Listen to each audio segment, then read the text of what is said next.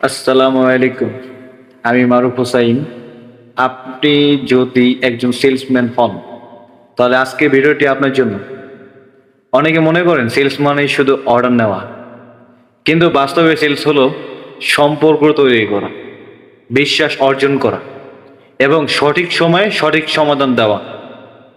আজ আমি আপনাদের সঙ্গে শেয়ার করব এমন কিছু বাস্তব কৌশল, যেগুলো আমি মাঠে কাজ করতে গিয়ে শিখেছি এবং যেগুলো নিয়মিত চর্চা করলে আপনার সেলস পারফরমেন্স আরও ভালো হতে পারে। প্রথম নিয়ম: মার্কেটে যাওয়ার আগে পরিকল্পনা করুন। যে সেলসম্যান পরিকল্পনা নিয়ে কাজ শুরু করে তার সফল হওয়ার সম্ভাবনা সাধারণত বেশি থাকে। আর দ্বিতীয় নিয়ম: পণ্য বিক্রি করার আগে নিজের ব্যবহার বিক্রি করুন।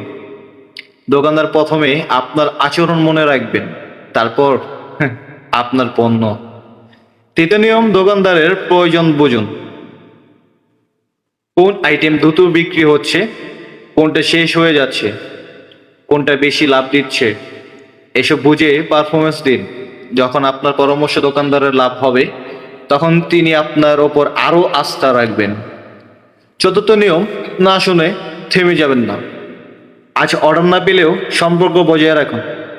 নিয়মিত যোগাযোগ অনেক সময় ভবিষ্যতে অর্ডার পথ তৈরি করে। পঞ্চম নিয়ম: প্রতিদিন নিজের হিসাব নিজেই নিন। আজ কত দোকানে ভিজিট করলেন, কত অর্ডার পেলেন, কোথায় উন্নতির সুযোগ আছে।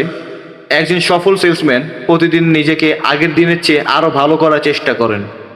মনে রাখবেন, সেলসের সফলতা একদিনে আসে না।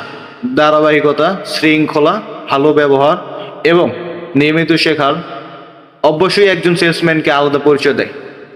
আমি মারুফ হোসাইন। যদি এমন বাস্তব সেলস টিপস নিয়মিত পেতে চান, তাহলে আমার ভিডিওটি শেয়ার করুন এবং সঙ্গে থাকুন। ধন্যবাদ। আসসালামু আলাইকুম।